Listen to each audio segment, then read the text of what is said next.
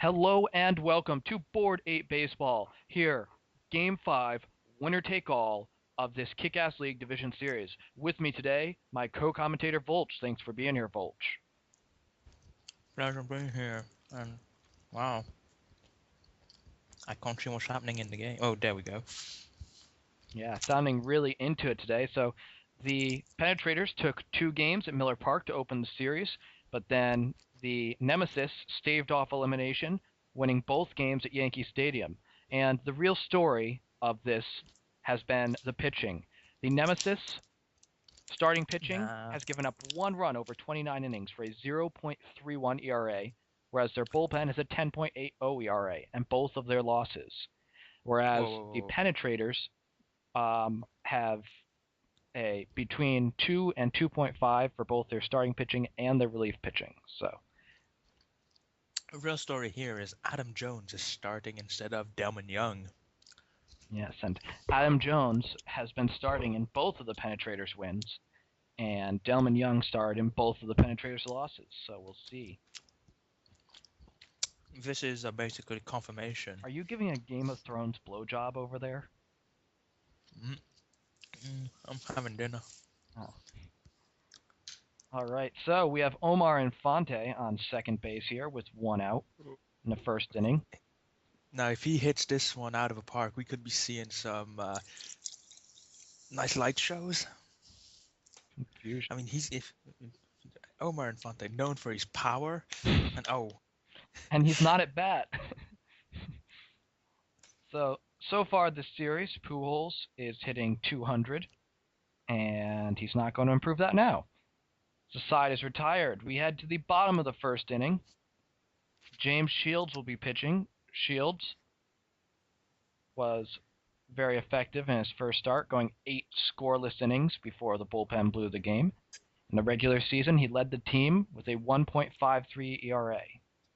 And that one's been hit pretty hard, and nice catch by Marlon Bird. Are you? What time are you at in the video? 2:21. Okay. 2:24. 2:26. Okay. 2:27. I changed my video now so that we should be synced up. Okay. Usually you're the one who's ahead of me. Damn. My finger must have snapped. Aubrey Huff coming up now. And well, look at that hit. Yeah. Straight into the gloves. So. It's not a hurt catching these line drives and all that. Matt, the franchise Wieters, hitting 250 this series after being. He's one of the elite hitters in the game. Especially for his position. And it's even better that he can hit on that when he's essentially on a Little League team. You'd think they'd intentionally walk him every at bat because nobody else on this team is going to drive him in. Oh, it doesn't matter. Like, you might as well go for the out because, I mean, either he gets on first or he gets on, or, he'll get on first anyway. Even if he scores, his team's bullpen will probably blow it. Yeah. I mean, if he is one of the highest clutch players in the game, the bullpen is the most anti-clutch tool ever seen. Marlon Bird, who hit 390 in the regular season, struggling so far this postseason and continues to struggle. Now it'll be a double play. Andre, on the other hand, hitting 364 so far this postseason. He wasn't anywhere near that impressive during the actual season. No, he hit 283 and was a singles hitter all season. But here, his postseason success continues. So he gets aboard with 2 outs here in the top of the second inning. As usual, no one gets on second in these kinds of games. They're always pretty good at keeping everyone on first. Youkilis has dominated this postseason, hitting 417 with a home run. And what a home run that one was. Yeah, responsible for 2 of the runs these Nemesis have scored. Which is a significant portion of their run. It's over 20% of their runs. And fouled it again. Now, if anything, if he's good at anything, it's driving up the pitch count. Yes.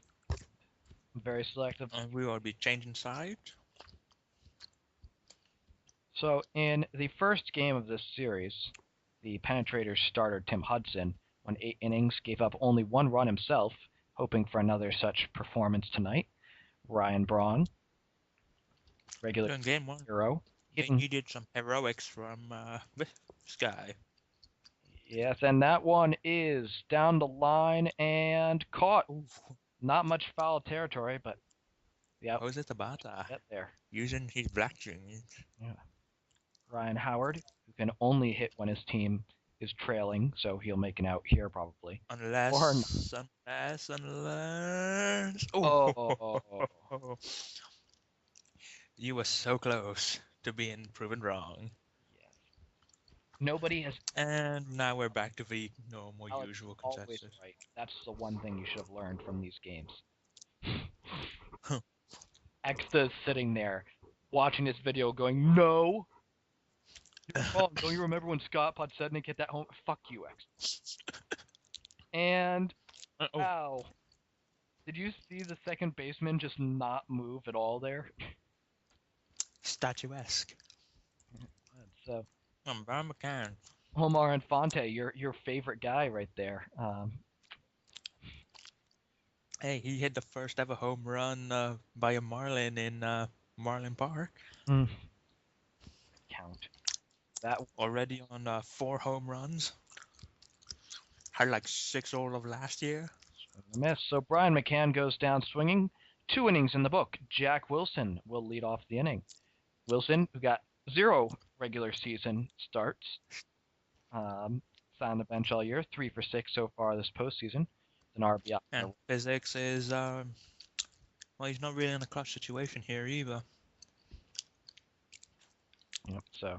And that'll be a routine. Omar coming. Now, check out the lobster head's powers.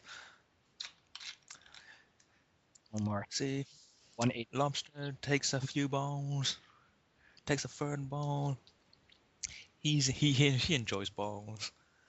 I get it. He likes to take pitches. And foul ball again. Now with Omar Infante and Kevin Youkilis, they can really drive up the pitch count and you'll get on base. El Capitan. Although this Penetrator's bullpen has been far more effective than the Nemesis one. It's not as much of a big deal to get into the bullpen here, as that one's going to drop in. And but it's very thin. Derek Jeter gets aboard, and that will bring up Jose Tabata. The on-base machine. Another player on this team who's, struggling. Basically, the top 6 guys in this lineup are all struggling to get base hits this postseason. As the first 6 guys in this lineup are not one person is hitting better than 200 this postseason. Double play. And then Youkilis is hitting 417, Wieters 250, and Ethier 364. So basically, although Jack Wilson's down there, who got benched? Miggy got benched. For hitting even worse than those top 6 guys. You realize why, the real reason why Exta started winning this series. No Miggy. No Miggy. Benched Miguel Cabrera after 2 games. Has won every single game since. He is undefeated since benching Miggy. With an incredible sample size to boot. Exactly. How are we to doubt those sample sizes? If you were to extrapolate that out over the rest of the postseason, he's going to sweep everyone. Sweep in the LCS and in the World Series. Which seems like a reasonable extrapolation to make. That is going to be foul. Although it's the worst case scenario, as him being a 2-time champ, what could be worse? Chris being a 1-time champ. Okay, you got me there. Freddie Sanchez up to bat, hitting 400 this postseason. And that one went real far. Yep. They need to move in the fences. So, 3 innings in the book. No score for Albert. I still think they should bring in the fences in Fenway. Yes, exactly. We need the monster to be just on the lip of the outfield grass so that people are hitting these line drives down the left field line and just hitting the wall. Goes over the third baseman's head, bounces right back into his glove. No left fielder needed. Well, that'd be an improvement. Yep. Wish we did that in the Manny days. Just put three Yeah, fields he'd find a way to right in botch it. center. Or now the question there would be, if you had no left field, would you play an extra outfielder or an extra infielder? 2 shortstops. Yeah. A guy standing right behind second base, playing right up the middle. And Jason Hayward, the prodigy. Now, this black man can't hit. And, yeah, well, I Right to the shortstop. never said where he can hit. Very true. Normally,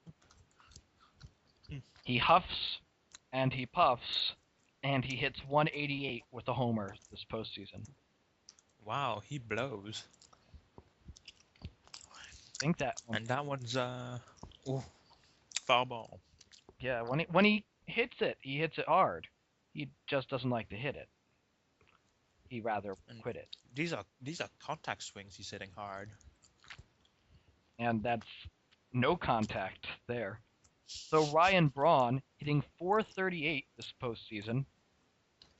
He's going for a double MVP award. Yeah, with 2 homers. And nothing here. So the side is retired. 4 innings. The Nemesis have 4 hits and no runs to show for it. The Penetrators have only 1 hit off of James Shields to this point. So Hudson without a strikeout so far this game. As if getting strikeouts is a requirement in this game. Nope. Well, hey, in real life, in the Red Sox game on Friday, the real life Josh Beckett didn't have a strikeout until the 8th inning. So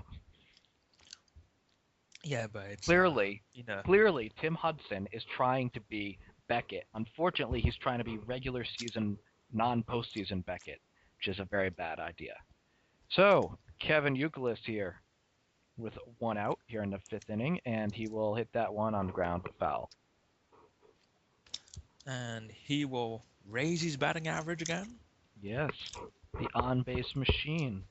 Not to be confused with the machine, who is in this same lineup, but can't get on base, apparently.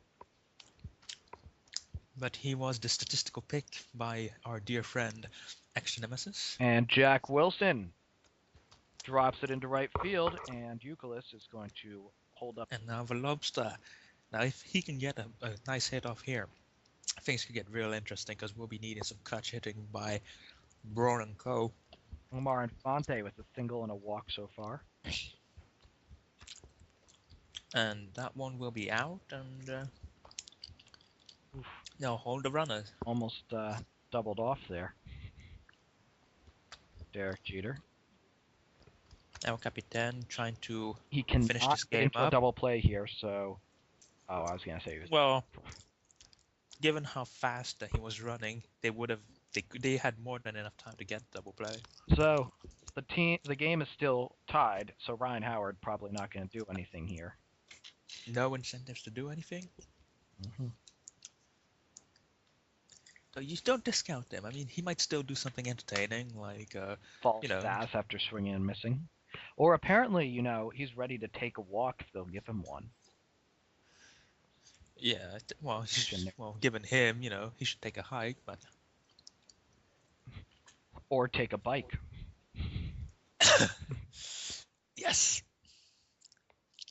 Yes, definitely. I mean, it's not like he can afford one, so...